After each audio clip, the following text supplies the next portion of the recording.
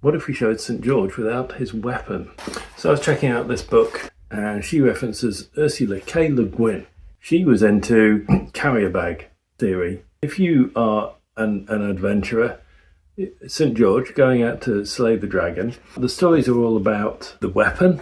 You know, somebody who is absolutely focused on their goal will let nothing stand in their way, depict them, and there will be the weapon. It will be very much in the foreground. I was reading another book where it's talking about art and decision making, and so what's the idea of foreground and background? What's in the foreground in your decision making, and what's in the background? And that's the kind of decisions that we make when we're making images. And we do the same thing in decision making. The carrier bag theory goes, no self-respecting adventurer or hunter would go out without some kind of knapsack.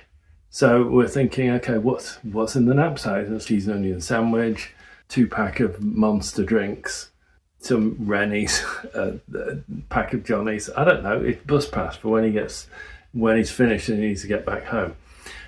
I don't know what goes in an adventurer's knapsack, but the idea that artists can hold contradictory things in their head at the same time, whereas in business you tend to focus.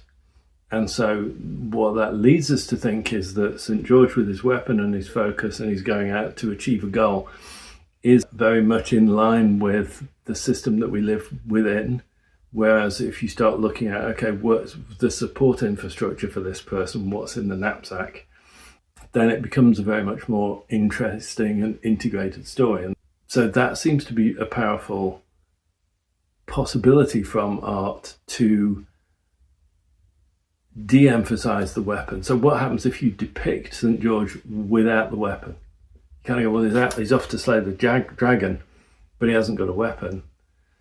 All he's got is his knapsack. So what's he going to do? He's going to sit and talk with the dragon. He's going to offer out, you have half the sandwich. Fire-eating dragon's going to need some Rennies, right? So we'll do a bit of trade. We'll have a bit of negotiation. We'll sort something out and we'll talk about it, and then we'll come home with the bus pass. So that's a much more endearing story, I think. And so it leads us to other things, whereas the weapon is very singular. It seems to lead to the idea that art intrinsically, possibly inescapably, questions the system.